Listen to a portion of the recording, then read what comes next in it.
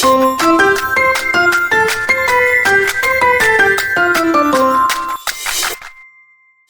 to the new lesson. For better learning, watch the video till the end because at the end of the video, you will be assigned a task to do. Stay connected. Let's go to the video. Next sentence को हम देख लेते हैं। जब हम दूसरों से दूर होते हैं तब ही अपने असल चेहरे से वाकिफ होते हैं। When we far from others, we become familiar with our true face. तो यहाँ पर आपका जो वर्ब है वो मिसिंग है। When we are far from others, our true face, ये यहाँ पर जो है वो आप नोट करें कि our true face, तो आपने कॉन्टेक्स्ट को समझते हुए जो है वो ट्रांसलेशन करनी है, वर्ड टू वर्ड ट्रांसलेशन नहीं करनी, सेंस फॉर सेंस जो है वो आपने ट्रांसलेशन करनी है। तो आपको यहां पर जो है वो राइट करना चाहिए था, we become familiar with our true self, क्योंकि वो फिजिकल आपके फेस की बात नहीं कर रहा कि जब आप तन्हाई में होते हैं तो आप जो है वो मिरर में अपना फेस देखते हैं तो फिर आपको पता चलता है कि मैं क्या हूं। उसके बाद नेक्स्ट है जी, एक कमरा, एक कुर्सी और एक किताब काफी होते हैं तन्हाई की खूबसूरती को समझने के लिए। तो यहाँ पर आपने क्या किया है, a room, a chair and a book are enough to understand the beauty of loneliness. तो ये सेंटेंस जो है वो आपका करेक्ट है। उसके बाद आपने नेक्स्ट क्या राइट किया है कि कभी कभार एक खिड़की से आती रोशनी भी तन्हाई की हम सफर बन जाती है। तो इसको आपने ट्रांसलेट किया है, sometimes the light entering through the window becomes a partner of loneliness. और यहां पर आपने जो लिखा है partner of loneliness, it's awkward phrase, आपको ऐसे जो है वो नहीं लिखना चाहिए था, अ पार्टनर ऑफ लॉनलीनेस। तो आपको लिखना चाहिए था समटाइम्स कॉमा, और आपका कॉमा भी जो है वो समटाइम्स के बाद मिसिंग है। तो इसका करेक्ट वर्जन होगा, sometimes the light coming through the window becomes a companion in loneliness. तन्हाई वो आईना है जिसमें हमारी असल शख्सियत अयां होती है। इसको आपने ट्रांसलेट किया है, loneliness is the mirror in which our true self is revealed. Very good, ये भी आपका जो है वो सेंटेंस जो है करेक्ट है। इसके बाद आपने ट्रांसलेट किया है, जो लोग खुद को तन्हाई में संवार लेते हैं वो दुनिया के हजूम में भी तन्हा नहीं होते। तो इसको आपने ट्रांसलेट किया है, those who refine themselves in loneliness never feel alone into the world's crowd. अब into the world's crowd, it is awkward phrase here, world's crowd. तो इसका जो है हम करेक्ट वर्जन देख लेते हैं। इसका करेक्ट वर्जन होगा, those who refine themselves in loneliness never feel alone even in a crowd. तो ये बात ऑब्वियस है कि जो हजूम है ना वो दुनिया में ही है, दुनिया की बात हो रही है, दुनिया की तन्हाई की बात हो रही है। तो जो चीजें जो है वो ऑब्वियस हो उसको हम जो है वो ट्रांसलेट एज इट इज नहीं करते। मैंने आपको पहले भी बताया था, लेकिन कोई बात। इस वक्त में ख्यालात का एक समंदर बहता है जो तख्लीक को जन्म देता है। इन that moment the ocean of the thoughts flows, breathing breathing creativity. Movement जो आपने राइट किया है, मूवमेंट लिखा है, आपको मूवमेंट लिखना चाहिए था, राइट करना चाहिए था। उसके बाद आपने जो है वो इसको ट्रांसलेट किया है ब्रीदिंग क्रिएटिविटी।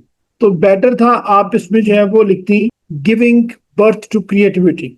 इसका करेक्ट वर्जन हम देख लेते हैं। इसका करेक्ट वर्जन है जी, in that moment a sea of thoughts, और आपने ओशन लिखा है, अब आप सी का यूज करेंगे, a sea of thoughts flows giving birth to creativity. ये इसका करेक्ट वर्जन है। उसके बाद आपने राइट किया, कई अजीम तख्लीकात, शायरी और नजरियात तन्हाई की खोख से पैदा होते हैं। तो इसको आपने जो है वो ट्रांसलेट किया है, many great creations, poems and ideas are born from the of loneliness. यहां पर आपका जो करेक्ट वर्जन होगा, many great creations, comma, poems, comma, and ideas are born from the warmth of loneliness. Next sentence है जी, तन्हाई का मतलब बेबसी या महरूमी नहीं बल्कि ये खुदशनासी का मौका है। इसको आपने ट्रांसलेट किया है, loneliness does not mean helpless and dash rather it is an opportunity of self discovery. अच्छा, उसके बाद आप देखें, जरा नोट करें कि आपने यहाँ पे वर्ड यूज किया है महरूमी के लिए हेल्पलेस, जबकि आपको जो है वो यहाँ पर यूज करना चाहिए था हेल्पलेसनेस। जी आपकी मिस्टेक है यहाँ पर। अपॉर्चुनिटी, अपॉर्चुनिटी के साथ आपने प्रपोजिशन यूज की है ऑफ, तो हमेशा याद रखें यहाँ पर जो है वो अपॉर्चुनिटी के साथ प्रपोजिशन यूज होनी थी for.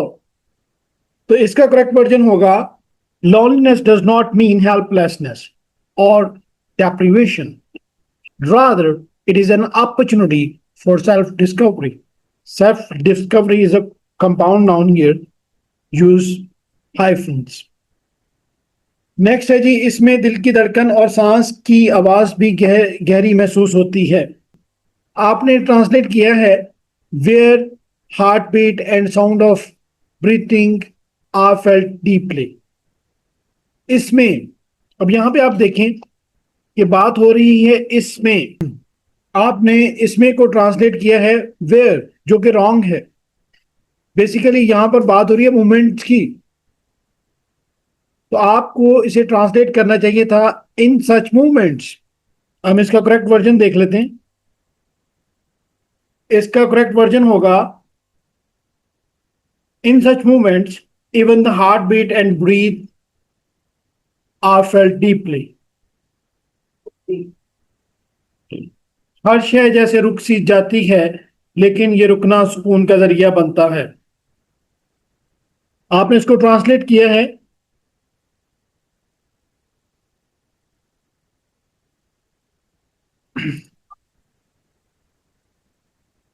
everything seems to stop, yet this stillness becomes a source of calmness.